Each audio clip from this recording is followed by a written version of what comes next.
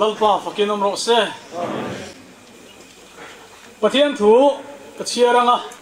mun hnia an chiarange mathaya bung som pani chang som thum Leviticus bung som ni panga chang som mathaya bung som pani chang som thum tu po kalama chang lo chu mi do ani tu po mila khom pui lo chuan ati dar ani lali su Krista do hi ha thak mutin karinga lali su Krista do ni lawa Allah khom pui zanina hen kan ni apoi mo le mai Leviticus bung som ni panga chang som ten kom som nga na chu in lo manga ram chung zong zonga chu to om zong zong te ne na zalen na thu in puang tu ra ni in tan jubilee ani anga mitinin ma ni tangai in ta li ang jubilee ani anga mitinin ma ni tangai in ta li ang ma ni tangai nei le ti kha kan chiar sanani atu kan share te kan soi tu telal pan kan zata mal ni som sakro se zani na hian Pentecost thalai rualte kan van neya alom kati lali su Krista tho pui nia atana seng khom tu kan ni hi kan van nei nei in ka ria tho pui cha kom lo tak seng khom pui cha kom lo tak te po anom mai thei voi khat chu kan bial pakhata kom line nu pui kitlan hian anu pui min ko tir dona amel ke na zu in mi ding ka hian nam deu thur thura kwa dararon lu ta anu pui ko kha ka chak lo khop mai amel kan din khan an soidanin zu te inai roya in nu hi ibo thin ning ka hiya ka ko lo ma yang ka tia aka in to lo ka pu ka ngei mak to min ko sagro atana ko hole kha ka chak lo khop maya ma se ka ngei a tia wang khan i ngei tak mo ka tia o ngei tak ka ngei to ka ti to lo re min ko sagro chu tia ngei chuan ka ko sakang che annu tlan na ina ka zukala he in pan ko turin min tia karon ko don che ka tia ka du re reng lo ni zana po zurui chungin lo kal le a min ron la ron vo zui adia ni chon hore reng su i hole chon vole don thau che atana seng khom pui ni atana ram la tu ni kha aka phur lo khop mai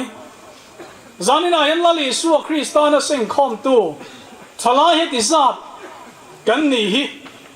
kan lom hi kan van nei em lim takin lali su Krista ta na seng khom tu ni zel turin kanin bo sa poimo ama ta na seng khom pui tu ra nang le ke min han thang ringot mai te hi kan van nei em tun kom kan bial khom puya kan bial secretary upa pa kungan thu soya a mail chu a khe to tu de chon in khianga ngau ni tuk lo ani ve a chan chin a soya an ron vul vela wang ning ka khia mizoram son kharin mi an than khom te zinga til ve a vairam kan ti phairam an zukala longlian moya hian kan chuanga ta chuan a hnuai lama hian ka zuk chup tha a tui hi lo oma lo tling pu maya chu tu ya chuan tha hi ka mu ka tha ni di ka khelo kan en khan a mel hi chia ka ti khoba o la ya po mel che dik deu hin lo om ve thu ni mo ka tia kan en chien khan ka tha le khilo ne lali su Krista lele van lalber lasiam tu chuan a mel that nain khopui chunga en a chun eng thei atia chumi tho pui kan nia lali su Krista lele van lalberina a tho pui tur le atana seng khom tu ni tur atana zani nain chalai ro local khom te min han thang ve mai hi i lo mang u than ni hi eng level up along thui mania kan chalai ro te zinga ka soya kumtir khan April tha hor toki hi alum hle maya chuda chuan chalai kan sport meet kan naya kan feel ahlaso feel liana kan kallawa ateya kan kala panga feel leka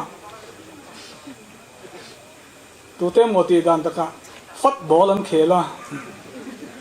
mi panga local rang in el tur kan ni hor toki muna kholume em kara kan chalai ten an in khela anan pe gola panga lek in khela khan an loman au ve darani EPL la in khel ten pe gola an lim viau hi ka ngai tu alom on hor toki mi panga lek in khela kan pet gola kan hamin ko vel de kha ka ngai tua eng level a po than chuan ni hi aro pui a lu ani khan lo ni hi aza tha ka a om fo thin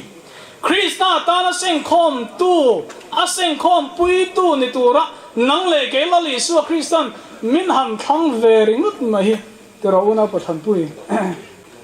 kan bial min kha kan van ni lo em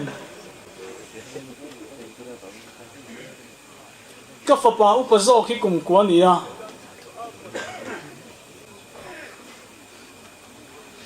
sport game tlai lama anin khel do na dar som pakhat le chan veron hoa kon puya Little England School ho apa dar som pania fila kim le nge nge tu football kan khel do na ipok e man lo ka kal le ngal do na ki phut khop ma moi ti ngor kan tlang wa lai chuan kan in khel lai chuan ball bu thi kan bun ngai lawa sneaker kan buna riksata khan ei tur tenen tui tenen a kan pa he kan kala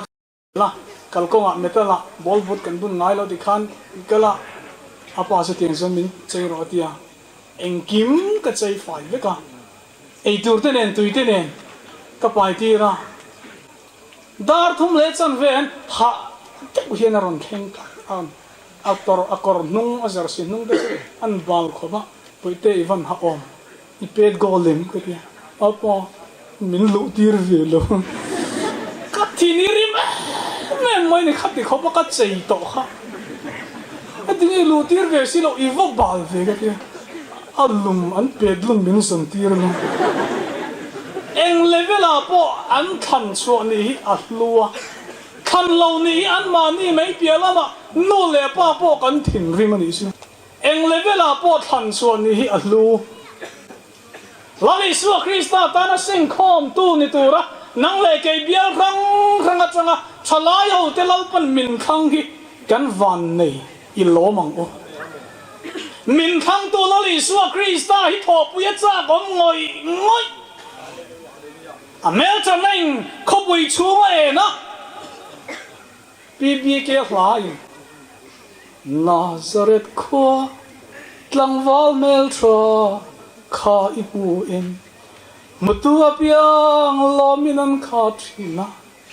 zanina kan mel chapna de ro chuan mi poite soya maselali su Krista mel chana chuan khopui chunga e na sumi tho pui tu kan ani kan van nei hle mel chabula kal ten wa ma mo mirau pui bula om ten wa ma anwa masin Chua ro pui zo lali su Krista lele van lo bera mel chat mai na kho pui chung zong zong en thei chumi ta na tho pui kan han ni kan van nei em su ti chunga ti tha pe lo hi kan tam kho pin ka ria ho u chanem ngai takin I thokang u lali su Krista ta na sen khom tu rian thai to pin lal pa tam yan I thokang u kan van nei midang hi an thang ti hi alo omani midang lam me nge midang zok lam hi lali su Krista hian a hoyanga ke ni hi min hoi sanang ti alo om le mai nisana kan rong bol tin a soi to a ramla a har le mai tu soi ro pui tak mai kan ngai thato zanina hian pathian mol som na kan district in kan donga kan bial kan district chunga hian member sang don lai mai tun kum chunga lalpan mi tharmin pe lalpa fakinom ro se pathian rong bol achula lali su Krista chan chin tha kan hila live crusade te kan tia na sadakin a bial rang thanga crusade te kan tia kan bei po ramla ka har sapte re ne zanina chuti zat kan district chunga lalpan ram min pe hi alom om le mai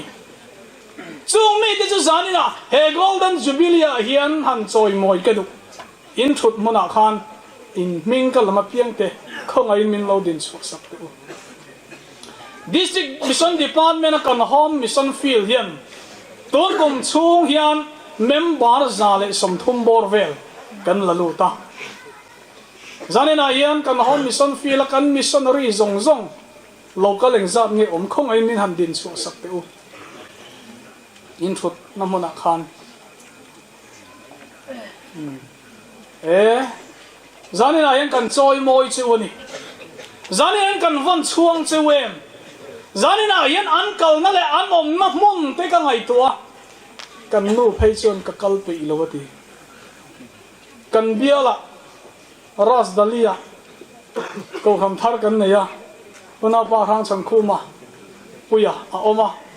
kan zukal thin kan una bru ho te om na kan kal ngai lawa kan voi khat kal na ni bial soi tu te nen kan zukala a khi om kan ti nge tu nu kan ngai to hian kan mu aza kan an thenga kan an hoi vela in thiar na tu ri pakhat ma ekin kan mulova in thiar ngai bok sia kan bial secretary kan upa pc lal nun zira chu kan quarter lola ya pakhata oma kan in chan si lawa an mani te ti da nangin a hoya a khomora dikhana kal zela topa in lo na ram hoi de uleka thing luang chunga hian wathu ve ma ya thoman rom ne ya kham lo de chungina ron thiar fi hi ma re om le mai kho lo luma thi lo tho a ui ving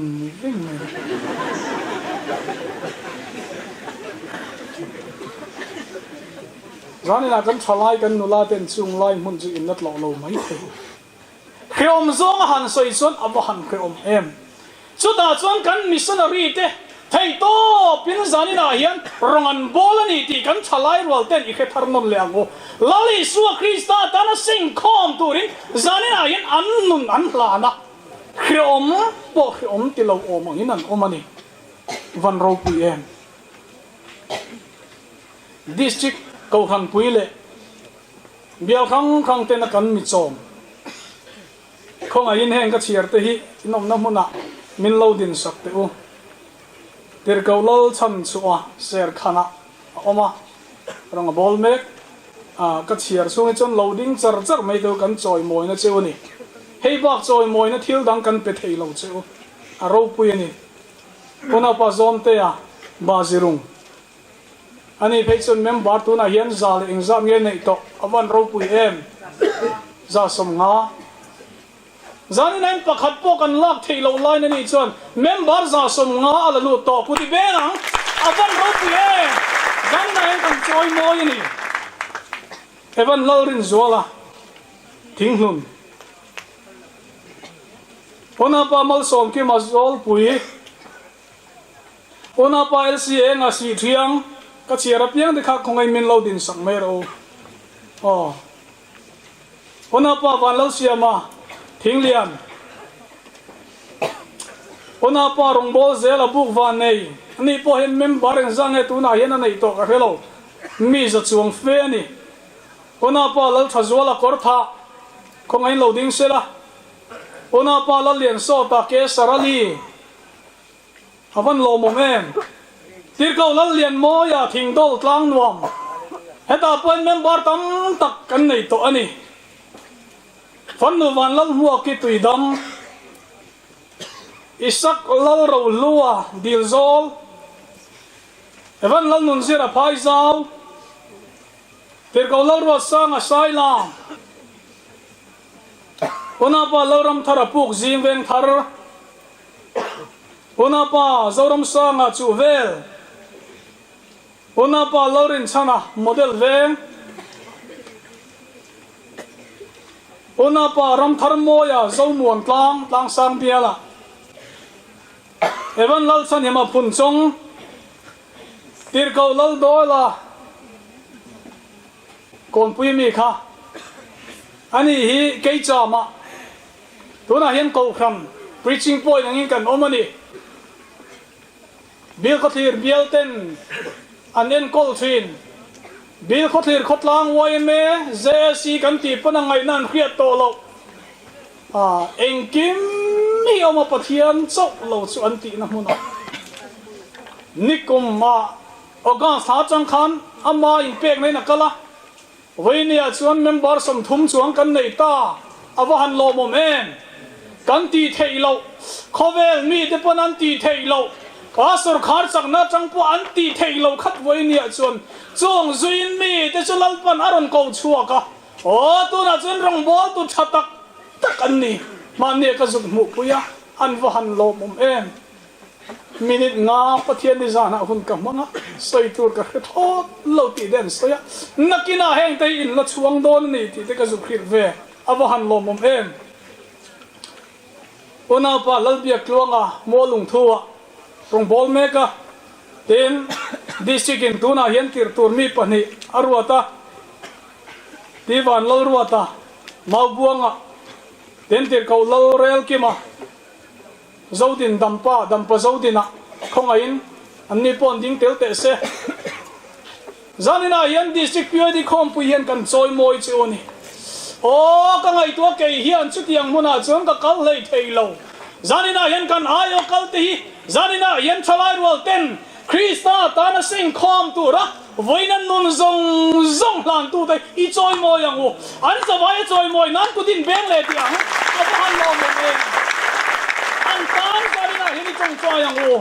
nak tu zinga ram thim pual tholom te kan la khom don chalai rol ten zanina hian ke kan pen theilo bani pon krista tana seng khom tu rin nak tu ka hian isum la pai mangin thai to zanina hian ron so tu rin ka som chuni le khongai lo thuro le awan lo mom em kan kal ve na chin kan mu ve na chin kan bial chung chan chin ka soya dona chon ni to lom lo mai the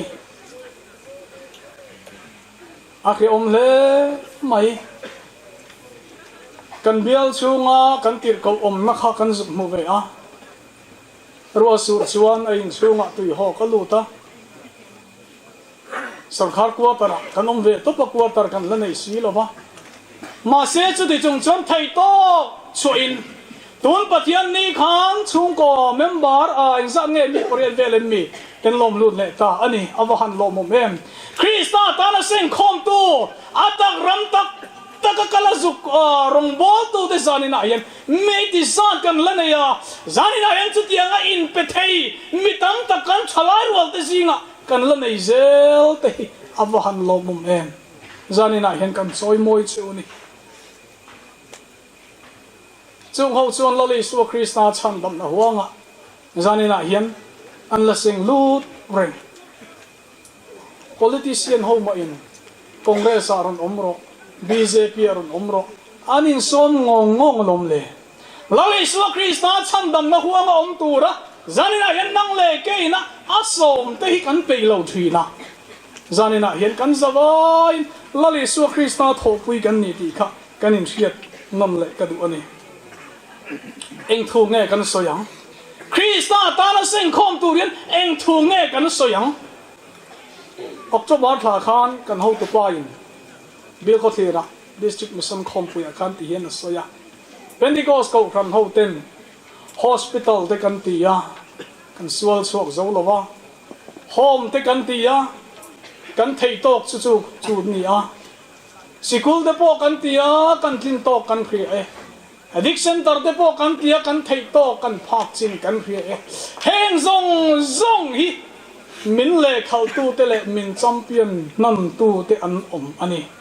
ma se zanina hian kan champion ve na chu lali suwa krista tu dong ro pui tak mai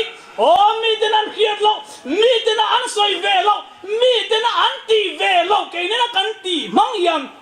lali suwa krista tan chu thu mang chon mi te kan chan da mang chu thu chu ni zanina hian ko khano ten kan puan dar zel don chu ni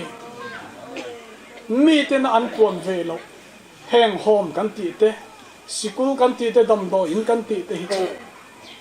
an ti ve to lo ti ve po ni la ke ni a in an chavek zo iti ti am addiction tar te po kan han din ve a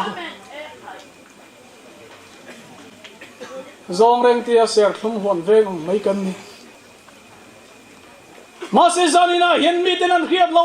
thuruk thu ving thuru pui nang le ke khe tu kan ni a chu thumang chuan zanina hian mi te kan chan da manga chu thumang chuan lali su Krista tan kan sing khom tu ani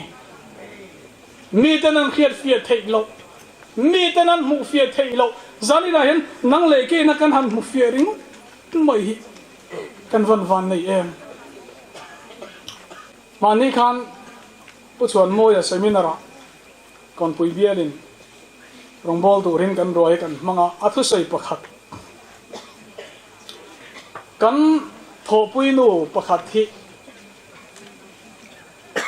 inti theitekin chun lama kan ha thona hmuna alo kala nizan bible chiar chu te kan neya ka chiara tirkau te thilti bu ka chiara atia ani le tirkau te thilti bung ni changsom thum pariat a he thu hin zia ka I hien ka tia ka khimi alo chu chu in zia ka mo an chiara an mitin an huwa ma se angai na an khelo zanina nang le ke thulung ro pui tak mai o mi fing te pana an chiar fia theilo mi ro pui te pana an khiat fia theilo sum le pa le theilo thara wa changa zanina khiat fia na kan nei hi kan van nei em chu thumang chon mi te kan chan damang wana pa martin te khin thu soya kan soi ve zok ti ang chim lama pa sora om lai ni a an ko khan secretary hian zanin khoma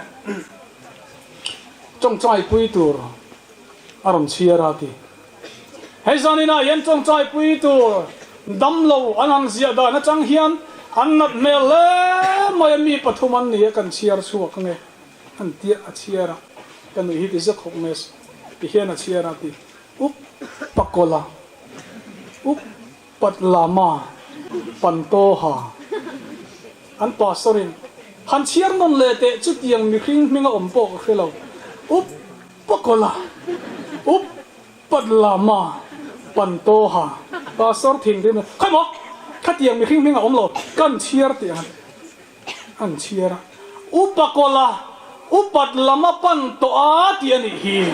I trong trai puyang uti na ni hi nang chuan pathuma I chuan ni hi zanina yen kan pathian tu lungrau pui ta man min pek te po a zanina yen chiar ma seran chiar suala zanina yen ring ve ma seran ring dan ti diklobina oma zumi ti dika lali su Krista ta na sing khom ti turin zanina hian chalai rol te lal pan min ko ba atakram kan kal thailo ni pon hol kanom huna chong te hian kan missionary te kan rong bol tu te kan pastor te kan tir ko tan hian thei to pin rang I bolang u chan chin thakil suak khai get ti chatur hian nang le ke ilal pan zanina hian min so mani chumi tho pui tu kan ni ya thei to pa lali su Krista ta na thok turin in bot se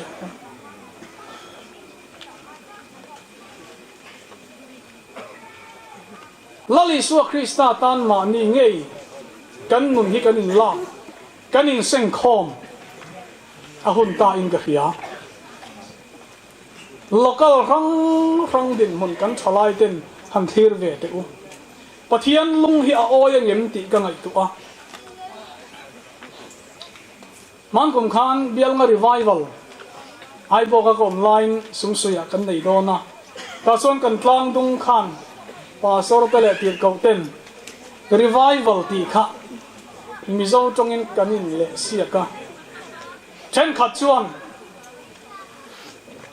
locality chapei lote phur taka an chet ve na din revival de khan leta khom puilian kal khom ni kho bei vaka local engma lo engma tile bei lo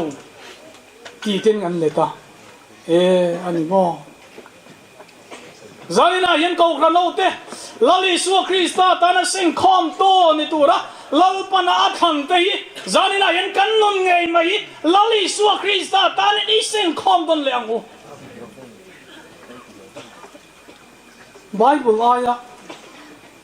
mobile phone khoi na sa zo te po kan ni de fur to mai thei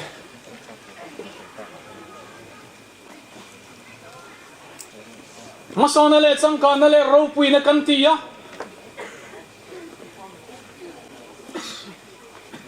lali su krista lungoi lo na te kan su yang ti te hi alo kom khopin ka khovela kan oma NGO le enga ba pol khang khanga ni na le chan vo tam tak kan nei ka ring ma se kan general superintendent boral ta puwan kunga khan ti hian a soya kan kau khang office a ken ni khri kan ta kha kau khang hi lo masaber ro se ti hin OMA apo yom mai thei MHEP apo yom mai thei zanina hian OMA ai kau khang hi lo da lo phot ro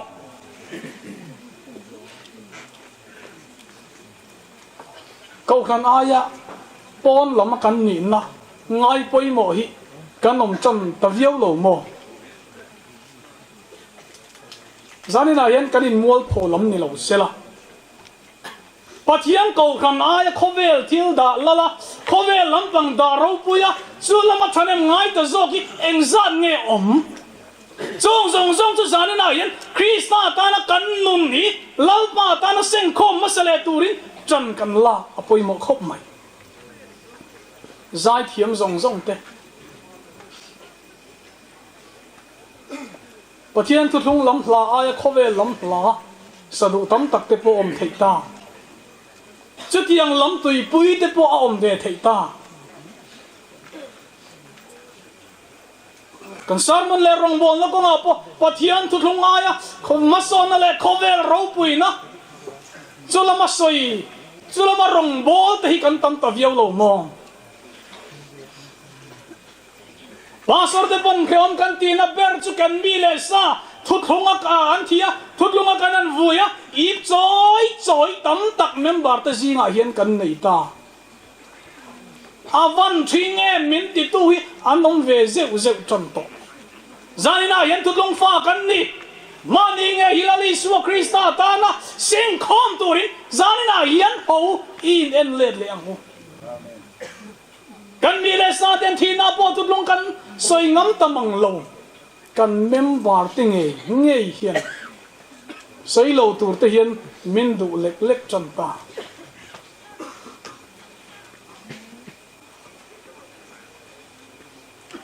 helali suwa Krista chan chin tha kan puanga nachina borong bola kal chuak te chan chin kan soya a chung mi te wang kan ramlak te chan chin po kan soi ni yom na pianga lal thu thong tan rin om takin om ro he tu long ro pui tang mai ti bor bang tu ni lawa ti ro pui tu ni se tu rin sa ni na hian kan som se ni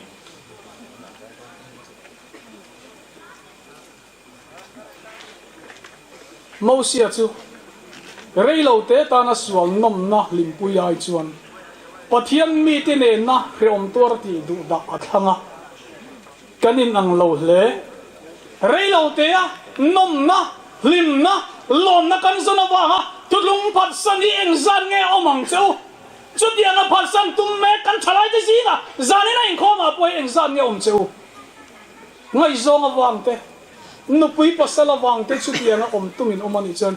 zani na hian ikan sel ngamang po esa ma chuan aril trom ma wangin anau dai lo kan koi kha fa u ni na wangin achan ta voi khat ril trom tuar chuak zo lova chung ko mal som na dom na turan lo ringot mai kha awahan ram khak em zani nan ko vel rei lo te kan che na turata na nom na le lim na kan zona wa nga kan cha tuan mal som na chung ko mal som na tulung mal som na kan dom tur kan han chan thin te awahan lo om chu ti jung chuan e sawan heng mi te hi tu te nge ni an nun dan reng mai te so an thiang limin an wahan moi ngai em mi ten min ti thei na turin avan ro pu em min mutu le pon na ma changa pin thireng tu ten kan se kan nun dan zong min thireng tu ta hian o kan nun dan changa lali su krishna tulung ro pui tang mai hi mi tenan muwa mi tenan lo khia chiana kan zinga man chang ve thena turin chalai rolte kan nun dan kan ti thiang ni mangai Polan Timothy ne na nang ma le izir tir na chuan ani kan zir ti na chu dik viau ma se kan dan le kan nun dan in azir lo chuan mi te ta na ei tlak lo ani ve fo thin chuan pola zir tir na nang ma le izir tir na ke ma ni le kan zir tir na thiang hlim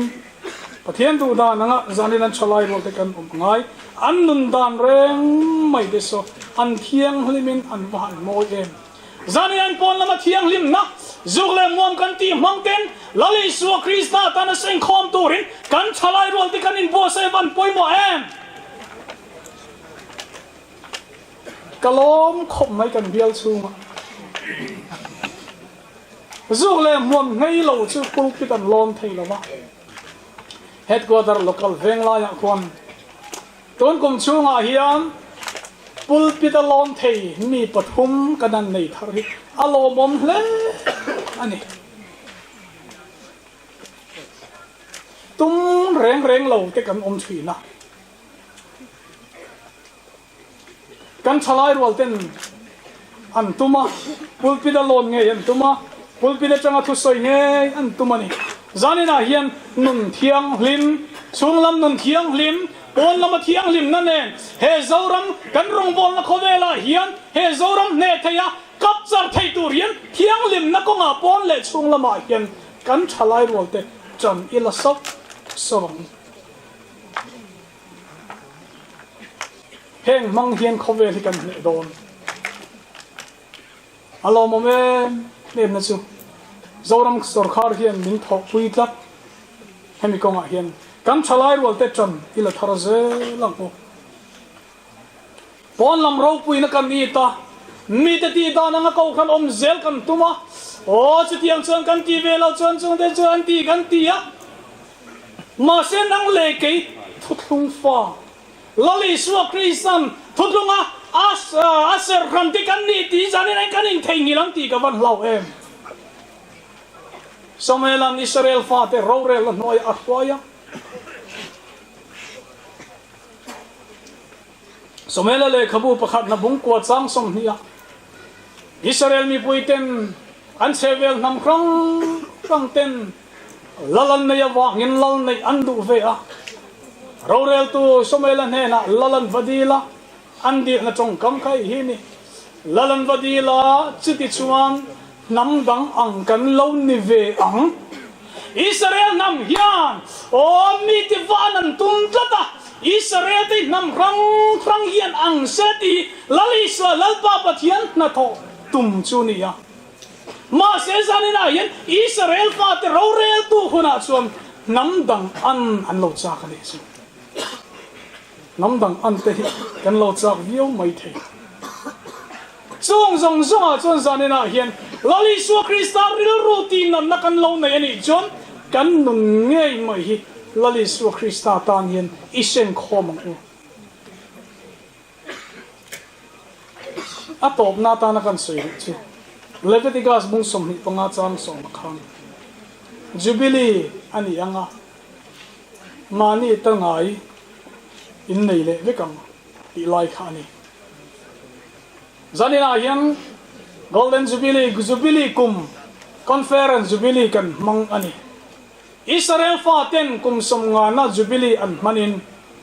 rethai na wang te harsam na wang te engamo wang an ro te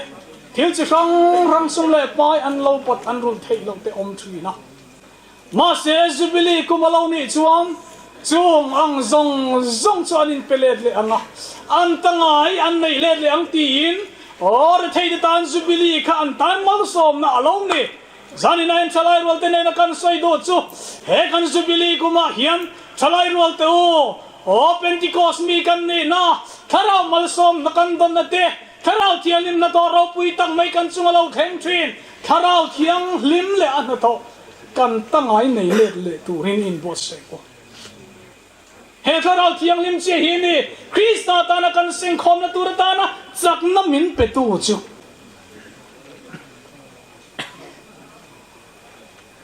join way me feel vibe ko na revival centenary chum khan arei le ta an upa swaramon thu soi kha in lo ngai tha veng ka khilo ta chon zep tha chan ching te hian a soya zep tha chu a u naw te zi nga po mai chedang laka fani wang a u naw dang ten an du lawa ani na changan nop chuwa ka noprama oma mi ho te ne mi ho tak tak te ne ma se ama pathian oma pathian a tri tlatani chudi lai chuni sarel fa dis nam dang ten an ron obeta anti du da khioman tuara eng ma ti theilawinan oma chudi lai chun lal nei an cha ka lalan mani suai thei tu turan mani zinga an hulawa chudi lai chun ril ro lo lang chu zep tha manan du lo manan in atanga an no chuak ania aum na an vakala hote kan lalatan kan som che an batia zep tha che min du lo mana khan min no chuak ani lo mi ngatinge tu na min som le kan lo khelo wa mana khan kan lo no chuak che a tu na chuan oral min bei puya kan lo berne turing kan som che ni ti thu pui mangin ko khan hote anin pui ani mana chon sumle pai te hi kan chak na mo kan ti ya khovel thil le khovel ro pui na motor te le khovel lang thai thil zong zong ro pui dai ko kan mel lan le kan chak na mo kan ti ya ma sen mun ta kan ngai to chon he revival centenary kan man na hian kan chak da ber chu mana kan du lo mana kan ina chang kan bi ki na chang kan lo no chua tharau thiang lim le an na to hi ni so chu zan na hian kan lal ber tan kan som le turani ti hi ni ko kan hauten in fitness ale mai awan ro pui e chung awang san revival speaker te zong zon ko trong khiat lo te hi za pui chi ni lo ba trong khiat lo te hi UPC te ta bi tu ani lo aman point mong ve anga ati po intive tu rani be na sale mai zanina hian chala rual ten o kanom nak local chewa ke mani tual sogin khoma tharau chong khiat lowa lapui rem thei turin zanina choni la tharliang o ko kanau te min di chap to ko kanau te masona min pe tu tharau thiang lem me he jubili kuma hian kan tangai tharau thiang lim chu nei le turin zanina in bo seng o chong chong chong chu ri thei na wang te mason kan lo tum na wang te boin le harsana kan to wang ten kan lo nei to lo ni poin he jubili kuma hia o kan zawai me yen nei le turin bo seng o kan thalai rualte kan tlang walte trong khiat lo azai thei turin kan zawai me hin bo seng o trong khiat lo azai na chang khiat lo hi atam zo kan ni te o trong xiên lo lam lei thei lo kan nu la tam tak te poi dong ta in karia o zanina yan chong zong kan lo to engemo wanga kan lo kan san to te hi o zanina yan zep tha nang kan lal beratan kan som che yang hin he zubili kuma yan kan nei to lo tharau thiang lim lo tluk sam mek te lo lam chia mek te kan omani chuan zanina zubili kuma hian Israel fatin an tangayan nei le liang khan chu tharau tiang nim chu nei le turin kan zawai me hirin bo sengu zanina hian chalai ro te o mi de chuan azir tenan zira mo ma se zanina ke ni ro chu azir ni lo chulang thil pe van mal som na zanina hian kan dong chumi dong zel tur chon chalai ro te ni bo seng o zanina hian chu tharau tiang nim chu ni ko kan chak na lali su Krista ta na ram kan lang tur ko hei chi hi ni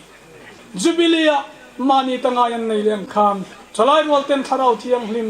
kan ta kan ni na dik tak kan chan vo dik tak nei tharle turin bo segu lalpan kan za ta mangi som se kan mong bo tu kan speaker kan sila ram thang nian jengin batian tu ro pu tak na tu tak mai kan ngai tha a lo mom le mai speaker rong bole zel na tura lalpan tam takin mal som ro se amen hay kan fit angin non ram district in conference voice som nga na golden jubilee kan lo theng le tareng maya tumlo na pom lawin souvenir bu hi bot sai se ti thut maya hun ero tu che bang reng khop maya ma ro chu thiang to ka boipui turin district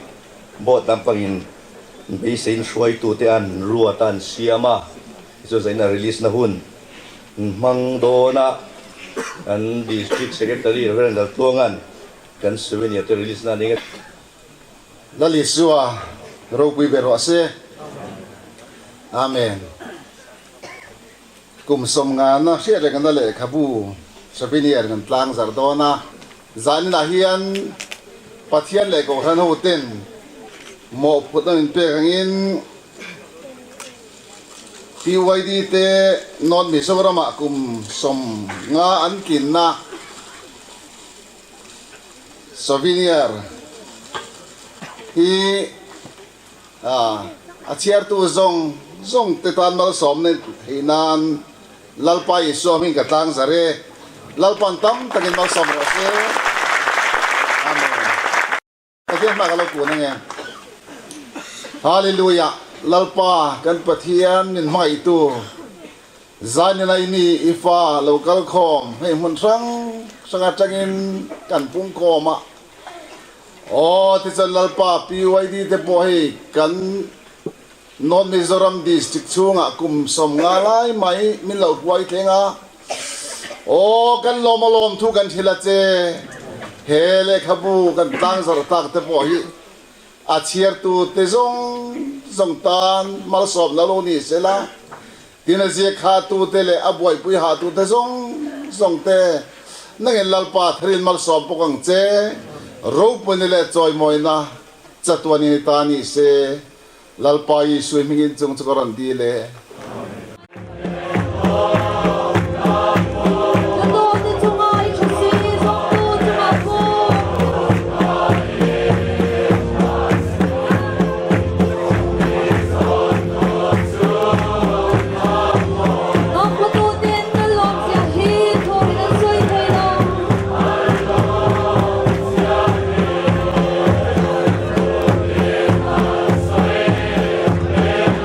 Is one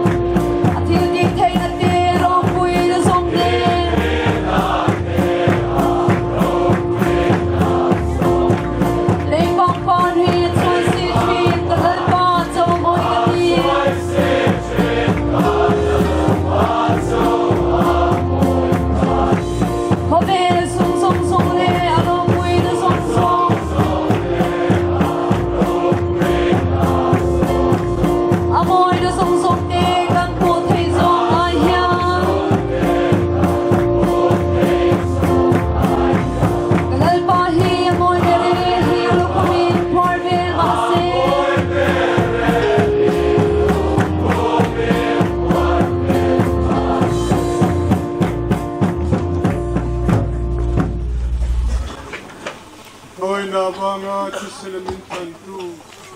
kanal pa isua konga inate athatnate atuta ka minti hena tele sarau tianglim po himdale ompuina dum taksu kanza chunga hian ming tianglim takabang tona tharin lom zero se amen